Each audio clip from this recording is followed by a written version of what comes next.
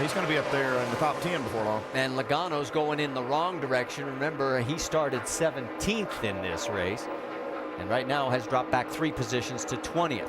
Meanwhile, Jimmy Johnson's lead is 1.5 seconds as he is trying to open up a lot of breathing space. There you see the top 3. In fact, there's all 4 of the top 5 cars after 27 of 200 laps here in Long Pond, Pennsylvania at Pocono International Raceway. For Jeff Burton, he's been oh so close this year. Jeff Gordon like to pick up win number 1 on the season. And how about Jimmy Johnson? Drive and your chance to win. Enter for a chance to meet a Team Chevy driver and win your favorite Chevrolet at winyourchevy.com. That's Jeff Gordon, I should say, trying to chase down his teammate Jimmy Johnson. Look at this beautiful view from high above. We mentioned the fact that camping is up 30%. How about if we reset the race for you? Leader Jimmy Johnson, it's one of 5 different leaders we've had. Points leader Kevin Harvick's running 12th. Clint Boyer is really moving up to 18th, up 22 spots. But Brad Keselowski has been dropping like a rock. Remember, he qualified 11th and finished 21st here in June in his first Pocono race, and it unfortunately is looking like deja vu. Yeah, not looking good. He's going the wrong way. Yeah, and it's just that we talk about the difficulty of this racetrack, and that's magnified when you get out there and have to put lap after lap on your tires, and so it just makes it even more difficult, especially for a young driver coming here for the first few times. He's chasing right there. I'm sorry, Marty. He's chasing Elliott Sadler in the 19. He won the truck race here yesterday, so congratulations to Elliott. And here in the Pennsylvania 500, though, not going very well for the 12. Let's find out more from Mike Massaro. And he's struggling with a very tight race car, Marty. So much, in fact, that he actually brushed the wall slightly early in that first run. He doesn't think, however, that that touch with the wall affected the race car. He just thinks it's been tight overall, and that's been the problem, especially getting off turns 2 and turn 3.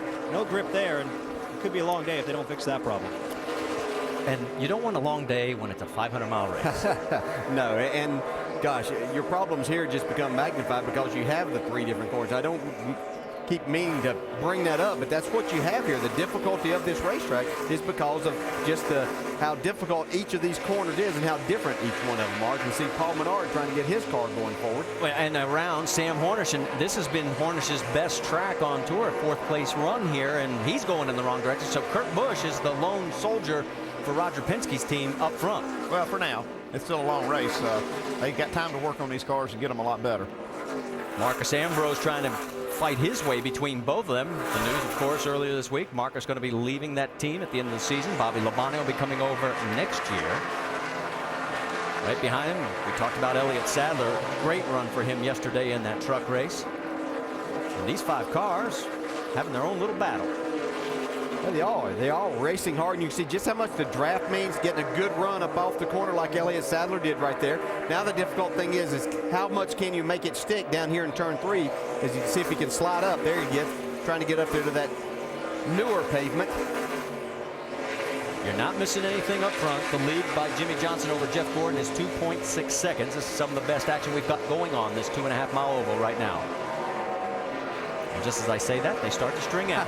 Well, it's going to happen, and they'll close back up as they get to racing once again. That's what's so great about this racetrack. As we talked about Elliott, it was great to see him win that race yesterday. Needed some good things to happen in his professional career, and that was one of the starts. He's had some good runs in Kevin Harvick's truck this year. Boy, that is such a great view. You can just see the cars just as they slide just ever so slightly to the wall. You can just see just how on edge they are. I mean, they have to take these cars right to the limit. Such a fast track that, you know, it could be disastrous if you let them get too far out there.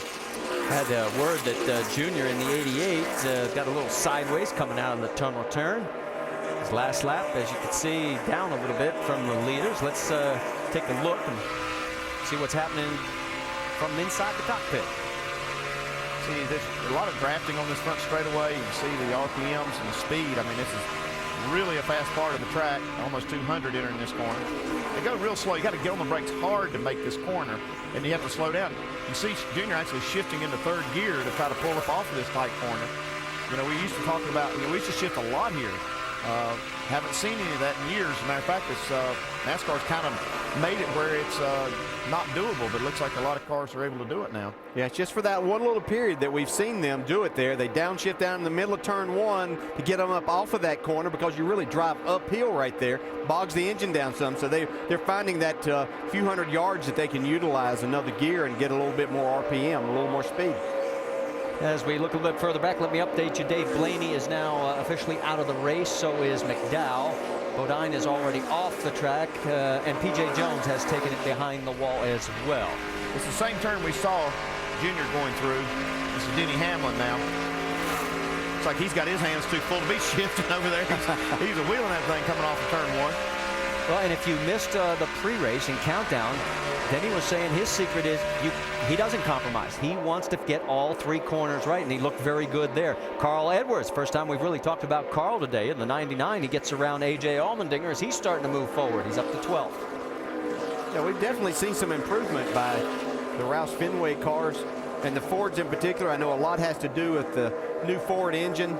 Doug Yates and his team working extremely hard with that, but they also had some handling issues they needed to look at, some aero issues they had to look at. So I think that they're putting all that combination together, and we're seeing much better performances out of this group. There's the view from high above, and he is starting to stretch that gap over the 43 of A.J. Allmendinger. Doc, what do you have? Well, you're talking about the new Ford engine. When I talked to Doug Yates, and he worked so hard the past 2 years on the FR9, he said the biggest advantage is there's not a lot more horsepower, but what they look at is it has a much wider power band, which allows you to have torque on the bottom end without losing the top end. Also the fact that this new engine runs so much cooler because of the water jetting.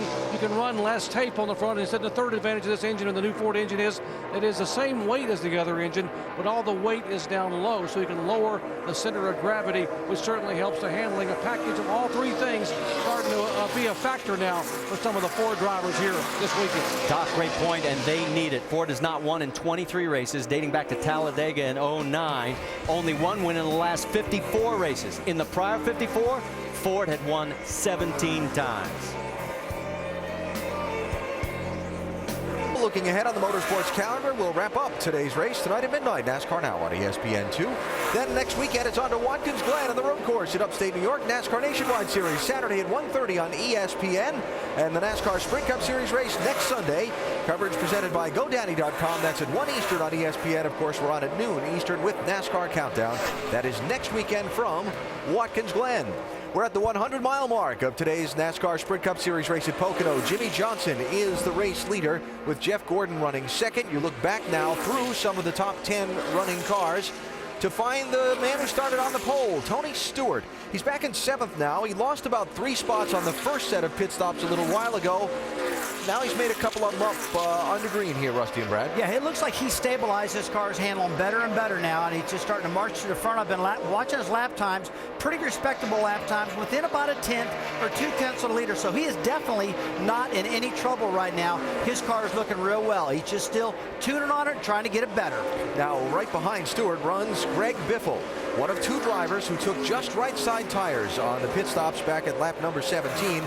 Biffle was the race leader shortly after the restart, but now he's back a little ways. Yeah, it's obvious that those 2 tires are going to go, they're going to give to the 4-tire guys, and he has really struggled. The handling's gone away a little bit on this race car. He's still running decent times, just buying some times. If he can maintain that position without losing it, because obviously on the earlier stop, he picked up 17 positions, got himself good track position, so he's got to maintain this 8th place or top 10 positioning until they get enough chance to stop.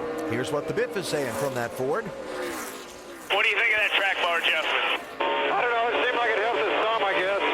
I'm pretty loose off of 1 and 4. I just don't have any turn with the front tires, Erwin, okay? That's what we need to think about. All right, so the thoughts of Greg Biffle there as they get ready for another set of pit stops. Now, the other guy who took just the right side tires on the first set of visits to pit road is Matt Kenseth. And Matt gained 16 spots on the stop, but now he finds himself back in 19th position after restarting 4th. Yeah, he's completely failed. This did not work out for Matt. His car's not handling good. His lap times are off right now in 19th position, as you said, Alan. But what I'm looking at is how are these 2 tires working for both of these guys? And right now, they're not working too good. Now, look. this might really pay off for a car that's handling really well. If a Jimmy Johnson or a Jeff Gordon comes down and pits and does 2 tires, a lot of the times if you got a really good handling car, they can handle 2 tires. But obviously these guys are off right now. As you see, Matt Kent's has come off the corner with the back end slung out right there. Good indication that car's not handling. But this guy right here, Clint Boyer, he's picked up 22 positions since he started. This thing is flat